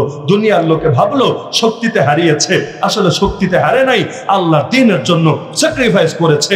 আর এটার নাম না দ্বীনের ক্ষেত্রে প্রতিযোগিতা। এইরকম হিংসা ইসলামের বড় সমর্থনযোগ্য। তো হিংসা করবেন না আপনারা। এলেমওয়ালারে নিয়া, ইবাদতওয়ালারে নিয়া, নেককার লোককে নিয়া, মালওয়ালা যে মাল দিয়ে দ্বীনের খেদমত করে, অনেক হিংসা করেন। যত পারেন হিংসা বাড়ান, তবে এই হিংসাটা খালি কইরেন না আল্লাহ ওর থেকে নিয়ে আমারে দিয়ে দাও। আল্লাহর ভান্ডারে কমতি নাই। এক বেদুইন সাহাবী, বেদুইন বুঝেন, মরুভূমিতে থাকে, উট চড়ায় যাযাবর জীবন যাপন করে। মদিনার মসজিদে আইসা সুন্দর মতো 2 রাকাত নামাজ পড়া দোয়া করতে বসছে। দোয়ায় বলছে আল্লাহুম্মা আরহামনি ওয়া মুহাম্মাদা ওয়ালা তারহাম মানা আহাদা। রাসূল পাশে বসা, রাসূলকে শোনায় শোনায় দোয়া করে, আল্লাহ তুমি আমারে রহম করো আর মুহাম্মদ সাল্লাল্লাহু আলাইহি ওয়াসাল্লামের রহম করো, খবরদার আমগুলোকে আর কাউরে রহম করো না। রাসূল অবাক, এইটা আবার কেমন দোয়া? সবার জন্য দোয়া করেন না আপনারা, কিন্তু বেচারা বলছে আমারে দাও আর রাসূলরে দাও, আর কাউরে দিও না। রাসূল ঢাকালেন, কি ব্যাপার, এইটা আবার কি ধরনের দোয়া করলা তুমি? এখন বেচারা ব্যাখ্যা দিলে, সবাই দিলে ভাগে কম পড়ে যাবে না। যদি 2 জনের মধ্যে একটা তরমুজরে ভাগ করেন, যতখানি পাবে, 20 জনের মধ্যে করলে কি সমান পাবে? অনেক কম পাবে না? তো বেচারা ভেবেছে রহম যদি খালি আল্লাহর রাসূলরে করে আর তারে করে, ভাগে অনেক বেড়ে যাবে, সবাইরে দিলে ভাগে কমে যাবে। রাসূল বলেন আরে আল্লাহর ভান্ডারে কোনো কমতি নাই, লাকাদ হাজ্জারতা ওয়াসিআ, যে আল্লাহর বিশাল ভান্ডারে বড় সংকীর্ণ করে ফেলেছিস। তো এখন এই যে সবগুলো ক্ষতি থেকে, যে ক্ষতিগুলো সম্পর্ক দুনিয়ার সাথে, যে ক্ষতিগুলো আমার শরীরের ভেতরে না, বাহির থেকে আমার ধীরে ধীরে তিলে তিলে নিঃশ্বাস করে যেতে থাকে, কি সুন্দর করে আল্লাহ সবগুলো থেকে বাঁচার সবক শিখিয়ে দিলেন আমাদের। সূরা একটা বাকি রয়ে গেছে, তবে আপনাদের চেহারার দিকে তাকিয়ে, ঘুমন্ত লাল চোখের দিকে তাকিয়ে আর ক্ষুধার্ত পেটের কথা চিন্তা করে আপাতত সূরা নাসের ব্যাখ্যা যাচ্ছে না। আল্লাহ কখনো যদি সুযোগ করেন ইনশাআল্লাহ আগামীতে ব্যাখ্যা দেওয়া যাবে। কারণ স্টেজে অনেকের চোখ দেখে আমার বড় মায়া হচ্ছে, আমি চোখের উপর এভাবে জুলুম করছি, কেউ হয়তো লজ্জার কারণে উঠে যেতে পারছে না। তবে যেই কথাগুলো আলোচনা হলো, শুধু কান দিয়ে শুনে শেষ করেন না, দিলের মধ্যে গেঁথে নেন, নিয়মিত আমল চালায়া যান, এতে আপনারও লাভ আমারও লাভ। আমার কথায় যদি আপনার জিন্দেগি পরিবর্তন হয়, কিয়ামতের দিন এটা আমি এই পাপীর নাজাতের ওসিলা হয়ে যেতে পারি। তো মূল কথাগুলো মনে থাকবে তো ইনশাআল্লাহ। হেফাজতের আমল শিখিয়েছি, কোরআনের আয়াত মুখস্থ করার ফজিলত শিখিয়েছি, সূরা ফালাকের ব্যাখ্যা বুঝিয়েছি।